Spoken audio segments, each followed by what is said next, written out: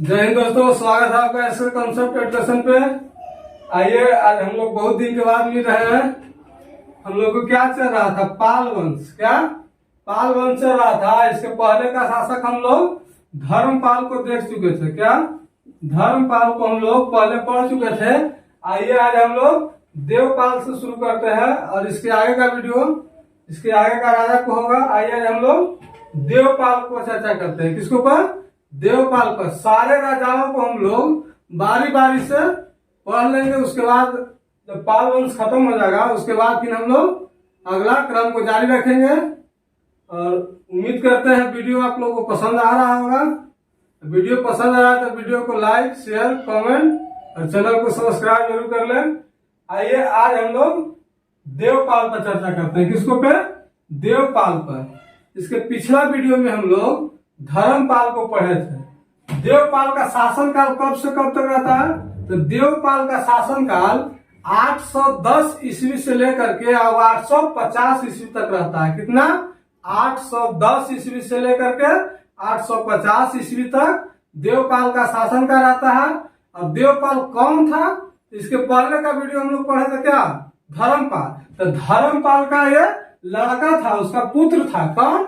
धर्मपाल का पुत्र था देवपाल। और उसके बाद, उसकी मृत्यु के बाद ये उसका उत्तराधिकारी बनता है। कौन? देवपाल धर्मपाल का उत्तराधिकारी बनता है, जो धर्मपाल का क्या था? पुत्र था। कौन पुत्र था? देवपाल। कौन? देवपाल। और देवपाल क्या करता है कि अपना राजधानी को मुंगेर स्थानांतरित करता है। क्या? मुंगेर अपना राजधानी को ले आता है देवपाल। और इसका सबसे प्रमुख जो कहा जाता है सेनापति, उस सबसे प्रमुख इसको सेनापति था लव सेन। कौन? सेनापति, प्रसिद्ध सेनापति इसका था। देवपाल का जो प्रसिद्ध सेनापति था वो लव सेन था। कौन था? लव सेन। और लव सेन एक शक्तिशाली, समझिए कि सेनापति था, शक्तिशाली सेनापति था लव सेन। और लव सेन को एकदम सबसे ज्यादा मानता था। कौन? देवपाल। उसके बाद इसका दरबारी कवि एगो था ब्रजदत्त। कौन? ब्रजदत्त था।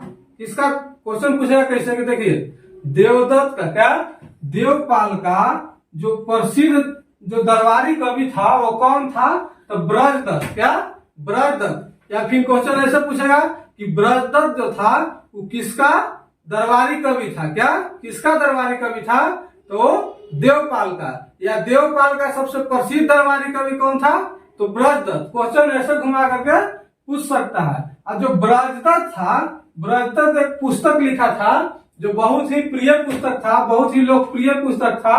एक क्वेश्चन एग्जाम में बहुत ज्यादा यहाँ से पूछता है कि ब्रजदत्त का पुस्तक कौन था। तो देखिए, लोकेश्वर, जो लोकेश्वर शतक जो था वो ब्रजदत्त का पुस्तक था। क्या था? ब्रजदत्त का पुस्तक था। और ये पहला राजा, देवपाल जो है वो पहला राजा था जो बौद्ध धर्म का विकास अपने देश में किया है। उसके बाद फिर दूसरा देश में भी बौद्ध धर्म का विकास किया। सबसे ज्यादा बौद्ध धर्म का विकास इसी के देवपाल के काल में हुआ था। और देवपाल क्या किया कि अपना देश में भी विकास किया बौद्ध धर्म का, और उसके बाद दूसरा देश में भी विकास किया बौद्ध धर्म का। तो एक क्वेश्चन पूछेगा आप लोग से कि बौद्ध धर्म का प्रचार दूसरे देश में पाल शासक कौन किया? तो देवपाल था। कौन था? देवपाल था। तो देवपाल से क्वेश्चन पूछ सकता है कि बौद्ध धर्म का प्रचार प्रसार जो है या बौद्ध धर्म का विकास जो है वो दूसरे देश में पाल शासक में कौन किया? तो देवपाल। कौन? देवपाल। और देखिए, देवपाल जो था, जो प्रतिहार के राजा मिहिर सेन था। कौन? मिहिर सेन था। उसको भी पराजित किया था। ये पहला राजा था, पाल वंश का पहला राजा देवपाल था, जो प्रतिहार के राजा मिहिर भोज था उसको हराया था, उसको पराजित किया था। ये पहला राजा था, पाल वंश का पहला राजा जो प्रतिहार के राजा था मिहिर सेन, उसको पराजित किया। देवपाल जो था, जो पहला राजा था, जो क्या किया था कि बौद्ध धर्म का विकास दूसरे देश में किया था। पूछेगा क्वेश्चन कि पाल वंश का कौन सा राजा था, कौन सा पहला राजा था जो अपने देश में तो करने किया विकास बौद्ध धर्म का, दूसरा देश में भी बौद्ध धर्म का विकास किया? तो वो कौन था? देवपाल था। देवपाल शासक ऐसा था जो बौद्ध धर्म का विकास अपने देश के अलावा दूसरे देश में भी किया। उसके बाद क्या है, प्रतिहार वंश। क्या, प्रतिहार वंश का जो राजा था मिहिर सेन, उसको भी पराजित किया था कौन, देवपाल। यानी देवपाल जो था वो पहला राजा था जो प्रतिहार वंश के राजा मिहिर सेन को पराजित किया था। क्या, मिहिर सेन को पराजित किया था। और इसके पहले हम लोग क्या देखा था कि प्रसिद्ध सेनापति लौसेन था। कौन, लौसेन था। तो लौसेन जो था जो उत्कल को, किसको, उत्कल को नष्ट किया था। यानी उत्कल जो आज को हम लोग उड़ीसा कहते हैं, क्या, उड़ीसा कहते हैं, उसी का नाम पहले उत्कल था। क्या, उत्कल था जो आज हम लोग उड़ीसा बोलते हैं। उड़ीसा राज्य जो है उसका पहले नाम उत्कल था। क्या था, उत्कल था। और उत्कल को विनाश किया था, नाश किया था, यानी पूर्ण रूप से उस राज्य को खत्म किया था। तो वो कौन था, लौसेन। लौसेन जो था उत्कल को नष्ट कर दिया था, एकदम पूरी राज व्यवस्था को तहस नहस कर दिया था। कौन, लौसेन। और लौसेन किसका प्रसिद्ध सेनापति था, तो देवपाल का प्रसिद्ध सेनापति था। और देखिए इसी के काल में ही, देवपाल के काल में ही पाल वंश का सर्वाधिक विस्तार हुआ था। क्वेश्चन पूछेगा कि पाल वंश का सर्वाधिक विस्तार कौन सा शासक के समय हुआ था। क्या, कौन सा शासक के समय हुआ था, तो पाल वंश का शासक देवपाल था, जिसके समय में पाल वंश का सर्वाधिक विस्तार हुआ। यानी उसका राज क्षेत्र का सीमा बढ़ा, तो देवपाल शासक था। कौन, देवपाल शासक। देवपाल के ही समय में एक अरबी यात्री आया था। कौन, अरबी यात्री आया था जिसका नाम क्या था, सुलेमान। क्या, सुलेमान नाम था। तो सुलेमान पूछा क्वेश्चन कि सुलेमान जो था अरबी यात्री, वो किसके शासन काल में आया था, तो देवपाल के शासन काल में आया था। किसके शासन काल में, देवपाल के शासन काल में अरबी यात्री सुलेमान आया था। कौन, सुलेमान। उसके बाद देवपाल को फिर से रिवाइज कर लेते हैं ताकि हम लोग को वीडियो में ही ठीक ढंग से याद हो जाए। देवपाल, क्या, देवपाल। इसके पहले का शासक हम लोग धर्मपाल को पढ़ चुके हैं। तो देवपाल का शासनकाल कब से कब तक था, तो देवपाल का शासनकाल 810 ईस्वी से लेकर के 850 ईस्वी तक। पूछा कि देवपाल था कौन, देवपाल कौन था, तो देखिए देवपाल जो था, इसके पहले का वीडियो हम लोग पढ़े थे क्या, धर्मपाल।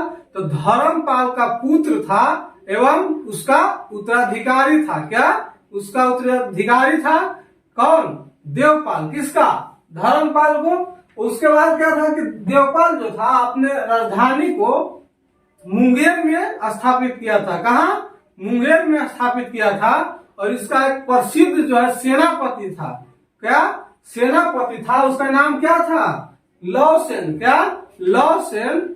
और इसका एक प्रसिद्ध दरबारी कवि था, उसका नाम क्या था, ब्रजदत्त। क्या, ब्रजदत्त था। अब ब्रजदत्त के प्रसिद्ध पुस्तक था जो एग्जाम में पूछता है, वो कौन था, लोकेश्वर शतक था। क्या, लोकेश्वर शतक था जो ब्रजदत्त का पुस्तक था।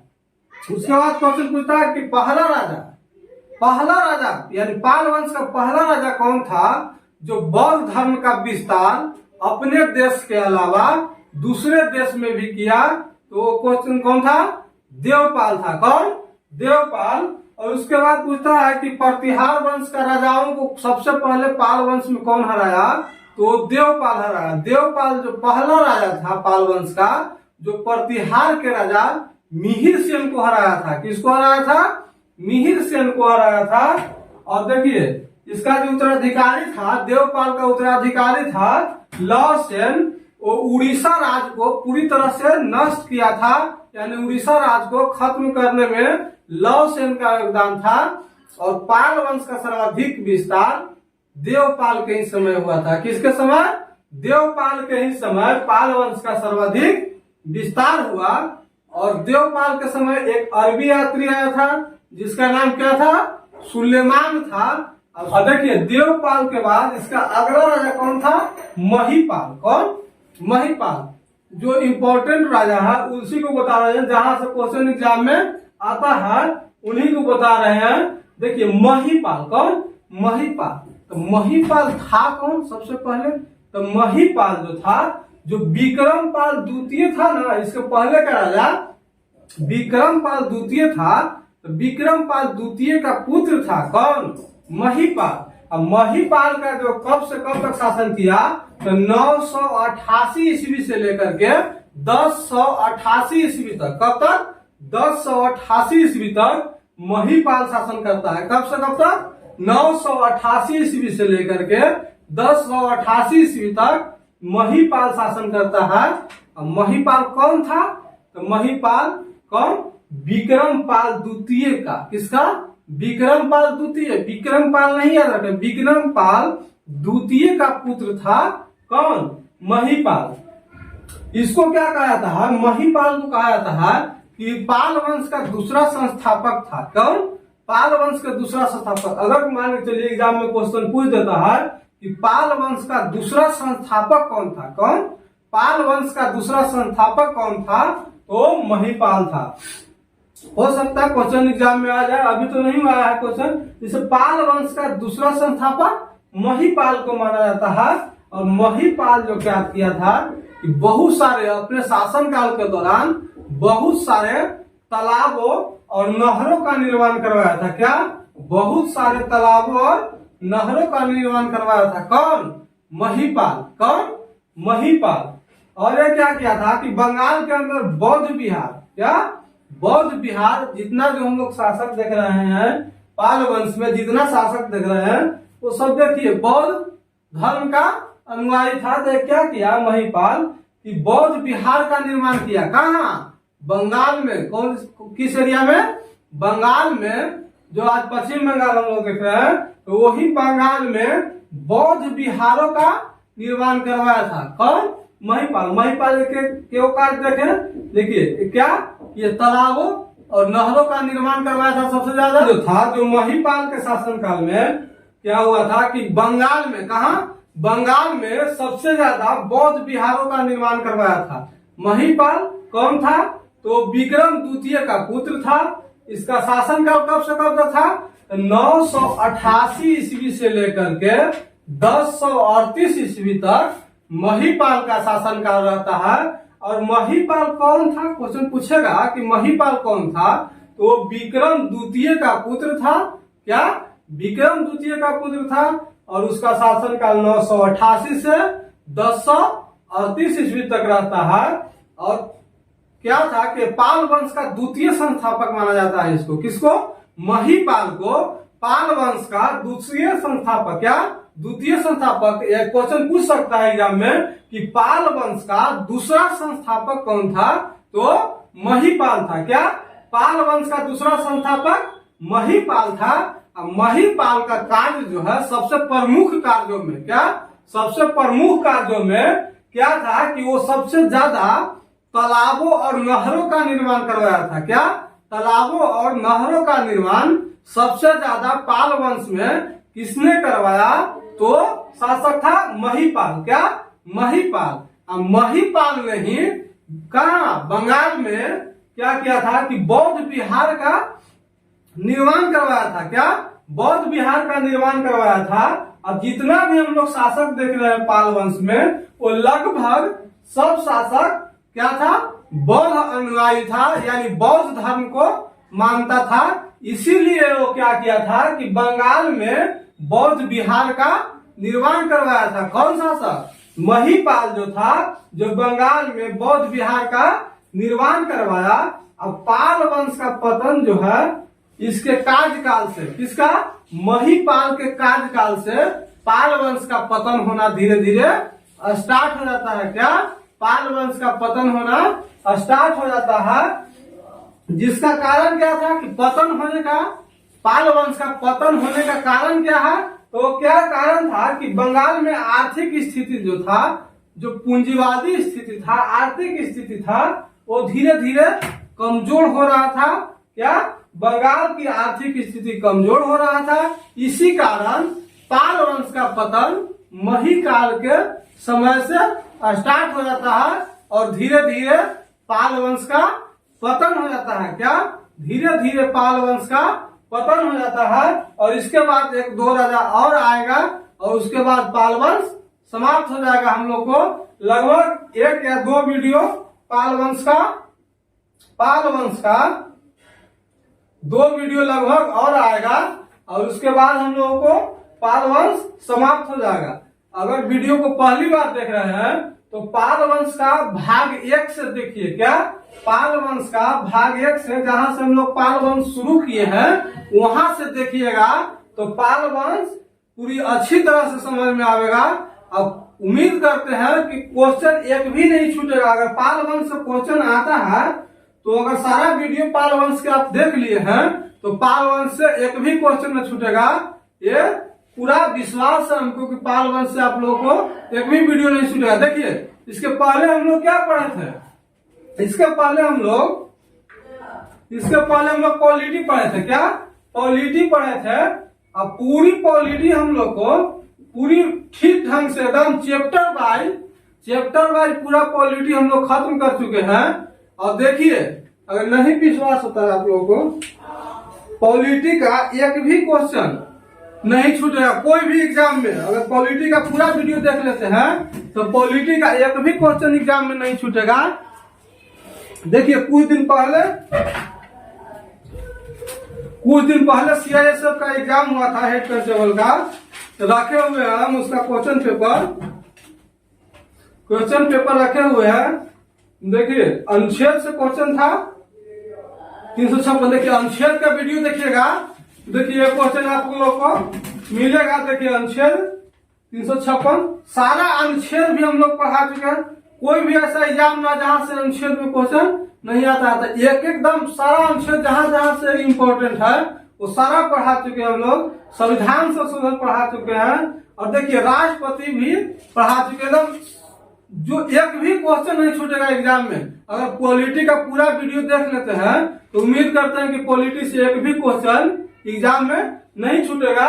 और उसी तरह हम लोग अब हिस्ट्री उठाए हैं और हिस्ट्री में एसेट हिस्ट्री का लगभग 42-43 वीडियो हो गया है और कुछ दिनों में लगभग हम लोग को एसेट हिस्ट्री समाप्त हो जाएगा। क्या? एसेट हिस्ट्री समाप्त हो जाएगा। तो एसेट हिस्ट्री से भी उम्मीद करते हैं एक भी क्वेश्चन नहीं छूटेगा।